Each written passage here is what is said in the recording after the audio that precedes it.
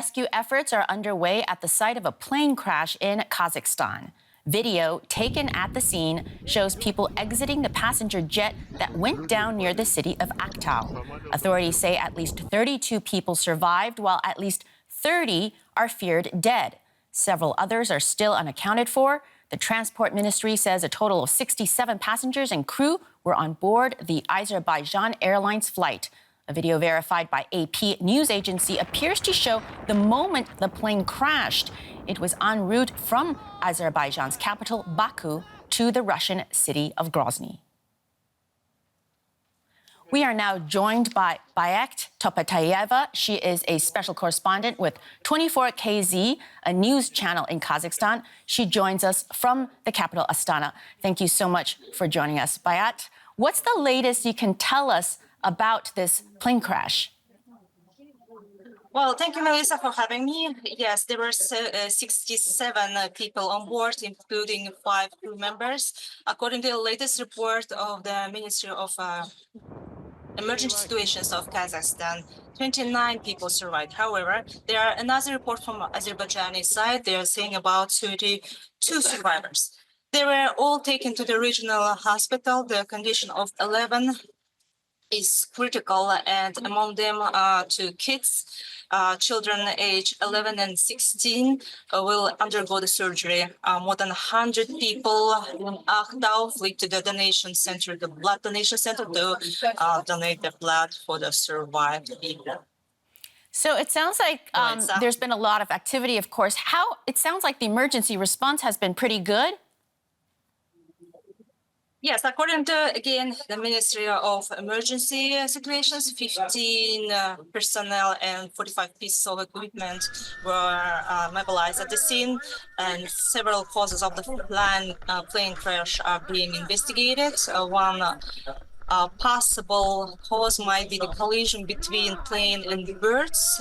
Both Kazakhstan and Azerbaijani sides have established their own special commissions. The commissions of the 2 countries intend to investigate the causes of the crash, and we will probably know about the real reason, the cause of this plane crash. Right. Has reporters been able to speak to any of the survivors yet? Not Melissa, not yet, because they are all in shock, and most of them are in critical conditions. So, and doctors probably will not allow to speak to them yet. And reporters all over the Kazakhstan have no troubles to get the latest information. So I'm reporting from the newsroom of 24KZ. So every 15 minutes we'll go live with all the latest updates. So I should notice that Kazakh in Russian broadcasting steers gap for 15 minutes. So we'll do our best to cover this incident. Journalist Bakhyt Toptayeva in Astana, thank you so much for joining us. Thank you for having me. We're now joined by Stephen Wright. He's a head of aviation and transport at the Technological University of Dublin. It's good to have you with us. I wonder, from your experience and from the information that we have so far, do you have any initial thoughts on what could have caused this crash? Good morning. The reports that are coming in are quite precise, actually, in regards to the pilots appear to have declared an emergency further to a bird strike. So birds were known to be flying in the region. This is quite common, that when planes take off and land, that they may hit, ingest flocks of birds, which would explain why the aircraft has then been diverted to another airport to make an emergency landing. As the plane appears to have come in... Yeah, go ahead. Absolutely, go ahead. I wanted you to expand on that further. So this then becomes a power generation sum at this point. When a bird strike happens, the engine loses power. Is that what we're talking about in these final moments? It appears to be the case that other media outlets are reporting this.